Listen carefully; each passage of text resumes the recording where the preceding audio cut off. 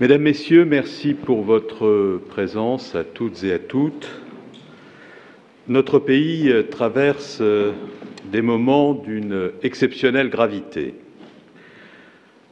Comme vous le savez, le bilan du lâche attentat qui a frappé hier Charlie Hebdo s'établit à 12 morts, dont 7 journalistes et 2 policiers, et 4 blessés graves. La fusillade qui a eu lieu ce matin à Montrouge a également frappé à mort une policière municipale et a grièvement blessé un agent municipal de la ville de Montrouge en charge de la voirie. Aucun élément ne permet à ce stade d'établir un lien entre ces deux événements. Mais la succession de 2 drames d'une extrême violence, dirigée à la fois contre la liberté de la presse, contre les forces de l'ordre, donc contre l'État républicain, doit susciter dans la dignité une condamnation générale et appelle de notre part une réaction d'une extrême fermeté. Je veux commencer par exprimer ma compassion pour les victimes et pour leurs proches. En frappant la rédaction de Charlie Hebdo, les assassins ont endeuillé toute la France, provoquant chez nombre d'entre nous le sentiment d'avoir perdu de vieux amis, dont les desseins, la liberté de ton jusqu'à l'impertinence parfois, nous ont accompagnés tout au long de nos vies. Mais ces assassins ont surtout voulu porter atteinte à des libertés fondamentales, la liberté de la presse, la liberté d'expression qui sont au cœur de notre démocratie. Aussi font-elles horreur aux terroristes parce qu'ils savent que la faculté de critiquer, de s'informer librement, menace directement leurs ambitions et leurs pouvoirs fondés sur l'ignorance et sur la peur. Je veux également rendre hommage aux agents des forces de sécurité, le faire avec force et sonalité, car ils sont tombés victimes de leur devoir. La mort a réuni un officier de police chargé de la protection d'une personnalité menacée en raison de son combat pour la liberté et une policière municipale. Un policier est également décédé à l'occasion de la poursuite contre les criminels qui s'est engagée dès après le drame. Leur sacrifice doit nous rappeler l'héroïsme du quotidien de tous ceux qui assurent au péril de leur vie à tous les niveaux de la hiérarchie policière la sécurité des Français, mais aussi la protection des libertés publiques, le droit de chacun à une existence paisible. Nous nous devons de penser à ces policiers nationaux et municipaux avec gravité, mais aussi avec gratitude. Dans ces circonstances dramatiques, je veux, comme l'ont fait le Président de la République, le Premier ministre et un grand nombre de responsables politiques français, appeler les Français à rester unis et soudés contre la violence barbare des terroristes et contre la menace qu'ils représentent. À cet égard, la réaction d'indignation, de condamnation et de compassion envers les victimes qu'ont exprimé les partis politiques, toutes les organisations syndicales, toutes les familles spirituelles doit être saluée. Je tiens à relever en particulier la très grande fermeté avec laquelle toutes les composantes de l'islam de France ont immédiatement dénoncé ces lâches attentats comme constituant un dévoiement absolu de la religion. Je veux également saluer les initiatives spontanées qui ont abouti partout sur le territoire national à l'organisation de dizaines de manifestations pour dire la solidarité des citoyens à l'égard des victimes et leur volonté de défendre la liberté de la presse et les valeurs de la démocratie. Il importe au plus haut point que nous sachions préserver ce consensus républicain. L'unité nationale en de semblables moments est d'autant plus indispensable que le projet des terroristes consiste, au-delà du déchaînement de la violence, à semer la peur, à s'attaquer aux valeurs de la démocratie, à dresser les Français les uns contre les autres. Nous saurons leur démontrer à ces terroristes, par notre sang-froid, par notre adhésion ferme aux valeurs de la République, que nous n'avons pas peur et que nous demeurons unis face à l'épreuve. Le gouvernement condamne donc avec la plus grande fermeté les violences ou les profanations dont ont fait l'objet certains lieux de culte musulmans en France depuis hier soir, heureusement, sans faire de victimes. La France est une république laïque qui reconnaît à chacun le droit de croire ou de ne pas croire et qui garantit aux croyants la faculté de pratiquer librement et paisiblement leur culte.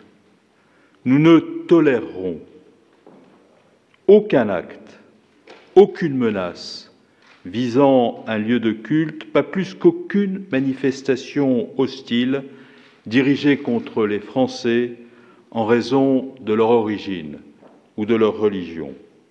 Les auteurs de tels actes doivent savoir qu'ils seront eux aussi recherchés, arrêtés et punis. Je veux également dire aux Français que le gouvernement a pris des mesures pour assurer leur sécurité face à une menace dont je n'ai cessé de dire qu'elle était très sérieuse. Dès hier matin, le niveau d'alerte attentat du plan Vigipirate a immédiatement été déclenché par le Premier ministre sur la région Île-de-France. Il a été étendu cet après-midi à la région Picardie. Les effectifs mobilisés pour assurer la sécurité des Français ont été renforcés, grâce notamment au renfort du ministère de la Défense et à la suspension du repos compensatoire pour les policiers, pour atteindre aujourd'hui, 8 janvier, le chiffre de 88 000 personnels mobilisés, dont 9 650 en Île-de-France. D'ici demain soir, les armées affecteront 400 hommes supplémentaires au dispositif de protection des zones publiques. Le nombre de ces effectifs pourra encore être accru par la suite en cas de nécessité. Cette mobilisation très exceptionnelle permet notamment d'assurer ou de renforcer en région parisienne, mais pas seulement, la sécurité d'un très grand nombre de sites sensibles. Les sièges des médias, de la presse écrite, audiovisuelle et radiophonique, ainsi que certaines maisons d'édition, les lieux de culte et les écoles confessionnelles, les gares, les aéroports, certains sites touristiques, certains bâtiments publics et représentations diplomatiques. Le dispositif de surveillance des réseaux de transport est lui aussi renforcé. Le ministère de l'Économie et des Finances a également réuni aujourd'hui les représentants des commerces et des grands magasins afin de mettre en place des mesures de contrôle d'accès renforcées. Enfin, le ministère de l'Éducation nationale a suspendu provisoirement certaines sorties scolaires exceptionnelles, notamment en Île-de-France, et renforcé les contrôles d'accès aux établissements. Comme vous pouvez le voir, mesdames et messieurs, ce sont donc toutes les administrations de l'État qui contribuent à mettre en place ce dispositif de sécurité exceptionnelle. Au-delà, je ne peux passer sous silence l'engagement des élus, et en particulier des maires aux côtés de l'État, pour participer à l'effort de sécurisation des lieux publics. Le président de la République a tenu à réunir à 2 reprises le Conseil de défense qu'il préside afin de veiller à cette mobilisation collective. Le ministère de l'Intérieur a pour sa part mis en place dans ses locaux, à la demande du Premier ministre, un comité de coordination interministérielle qui siège en permanence afin de centraliser toutes les informations disponibles et d'adapter nos mesures de sécurité en conséquence. Je me suis entretenu cet après-midi par téléconférence avec les préfets de zone et je réunirai demain, en présence du Premier ministre, ici, place Beauvau, l'ensemble des préfets afin de faire le point sur ces dispositifs de sécurité et veiller à ce qu'ils soient opérationnels à tout moment, en toutes circonstances, en tout point du territoire national. Enfin, afin de conforter le consensus républicain qui ajoute à la force de l'action de l'État face à cette menace exceptionnelle, j'organiserai également demain, place Beauvau, une rencontre avec les responsables des questions de terrorisme et de sécurité des groupes parlementaires représentés au Parlement, afin que nous puissions, par nos échanges, approfondir notre réflexion et, face aux événements que nous vivons, envisager des mesures nouvelles si cela était nécessaire. J'en viens maintenant au déroulement de l'enquête qui se poursuit, afin d'arrêter les auteurs de l'attentat commis contre la rédaction de Charlie Hebdo et les traduire en justice, mais également arrêter l'auteur du crime commis ce matin à Montrouge. À la suite de la fusillade qui s'est déroulée hier, la Direction régionale de la police judiciaire de Paris, la Direction centrale de la police judiciaire et la Direction générale de la sécurité intérieure ont été conjointement saisis par la section antiterroriste du parquet de Paris de l'enquête en crime flagrant pour assassinat, tentative d'assassinat, infraction à la législation sur les armes et vol à main armée en bande organisée, toutes infractions en relation avec une entreprise terroriste et association de malfaiteurs en vue de commettre des crimes d'atteinte aux personnes. Comme vous le savez, une fois leur forfait accompli, les deux agresseurs ont quitté les lieux dans une Citroën C3 et échangé dans leur fuite des tirs avec des équipages de police au cours desquels un fonctionnaire de police trouvait la mort. Les malfaiteurs ont abandonné rue de Meaux, à Paris, dans le 19e, cette Citroën C3 volée en région parisienne et faussement immatriculée. Les agresseurs ont dérobé quelques instants plus tard, sous la menace de leurs armes, un véhicule à proximité de la porte de Pantin, avec lequel ils ont pris la fuite. Le véhicule faisait l'objet d'une diffusion nationale urgente. Saïd Kouachi a été formellement reconnu sur photo comme agresseur. À l'intérieur du véhicule C3 abandonné était trouvée une carte nationale d'identité au nom de Saïd Kouachi, né en 1980 à Paris et demeurant dans le 19e arrondissement. Or, Saïd Kouachi et son frère Chérif Kouachi sont des individus de nationalité française connus des services spécialisés. Chérif Kouachi, âgé de 32 ans, a en effet été condamné le 14 mai 2008 du chef d'association de malfaiteurs terroristes à la peine de 3 ans d'emprisonnement, dont 18 mois avec sursis pour son implication dans l'affaire dite de la filière irakienne du 19e arrondissement. Il avait pris part aux agissements d'un groupe de jeunes Parisiens dont certains étaient partis combattre aux côtés d'Al-Qaïda en Irak en 2004 et 2005. Il avait été décrit par ses complices au cours de l'instruction comme violemment antisémite. Il a également été mis en examen en 2010 avant de bénéficier d'un non-lieu dans l'affaire de la tentative d'évasion de Smaïn Haït Ali Belkacem, membre des groupes islamistes armés, GIA, artificier de l'attentat du RER Saint-Michel à Paris en 1995, condamné à la réclusion criminelle à perpétuité. Saïd Kouachi, domicilié à Reims, sans emploi, n'a pour sa part jamais été poursuivi ni condamné, mais était apparu en périphérie des affaires judiciaires dans lesquelles son frère Chérif a été impliqué. Ces individus avaient fait l'objet de surveillance. Aucun élément incriminant susceptible d'entraîner l'ouverture d'une enquête judiciaire n'avait été relevé à l'époque à leur encontre. Aussitôt connue l'identité des suspects, leurs points de chute potentiels ont été placés sous surveillance de la Direction centrale de la police judiciaire et du RAID.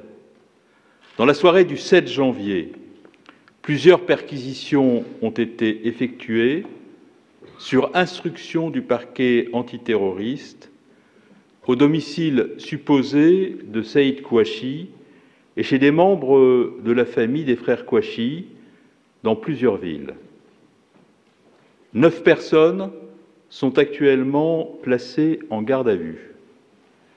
La nuit dernière, le parquet antiterroriste de Paris demandait la diffusion dans les médias d'un appel à témoins avant diffusion des photos et identités des frères Kouachi. Saïd et Chérif Kouachi font donc actuellement l'objet de mandats de recherche, d'une diffusion nationale et de notices bleues Interpol. Aujourd'hui, dans la matinée, des individus correspondant au signalement des suspects ont été repérés dans la matinée à Villers-Cotterêts. Des éléments de la force d'intervention de la police nationale et du groupe d'intervention de la gendarmerie nationale sont donc actuellement engagés avec l'appui de moyens aériens aux côtés des enquêteurs dans certains départements afin d'interpeller les suspects. Par ailleurs, dès la commission de l'attentat contre Charlie Hebdo, l'ensemble des moyens d'investigation disponibles étaient aussitôt mobilisés et déployés parallèlement aux recherches concernant les frères Kouachi.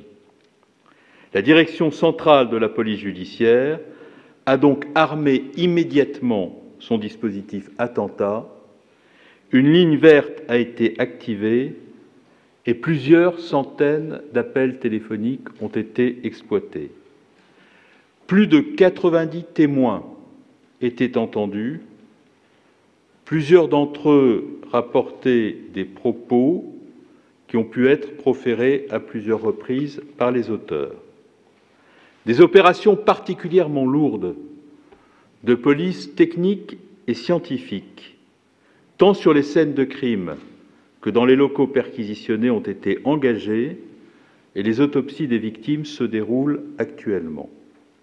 Des investigations méticuleuses portant sur la téléphonie et l'Internet sont toujours en cours, de même des dizaines de documents vidéo provenant tant de témoins des faits que des réseaux de surveillance de voie publique sont actuellement exploités. Le plan épervier a enfin été déclenché dans plusieurs départements. Des moyens puissants de recherche sont donc mobilisés. Tous les moyens sont mis en œuvre pour appréhender les suspects. Enfin, j'ai pris l'initiative d'inviter à Paris, dimanche prochain, mes collègues des pays européens les plus concernés par le terrorisme, le commissaire européen Dimitris Avramopoulos, le coordinateur de l'Union européenne pour la lutte contre le terrorisme, Gilles de Kerchove, ainsi que mes collègues américains Eric Holder, ministre de la Justice, et Jay Johnson, ministre de l'Intérieur, qui doivent se rendre tous ici, place Beauvau. Il s'agit à la fois pour eux, ils me l'ont dit, de manifester leur solidarité avec la France, leur rejet du terrorisme, mais aussi d'échanger avec nous sur ce défi commun que nous adressent les terroristes et qui pourra n'être résolu qu'en commun, au sein de l'Union européenne et au-delà. Au cours des prochaines heures, j'aurai à nouveau à réunir la cellule interministérielle de crise qui rassemble l'ensemble des administrations centrales de l'État et, à la demande du Premier ministre comme du Président de la République, j'aurai à vous rendre compte, comme je l'ai fait ce soir, de l'évolution des dispositions que nous prenons et des informations que nous pouvons porter à votre connaissance. Je vous remercie.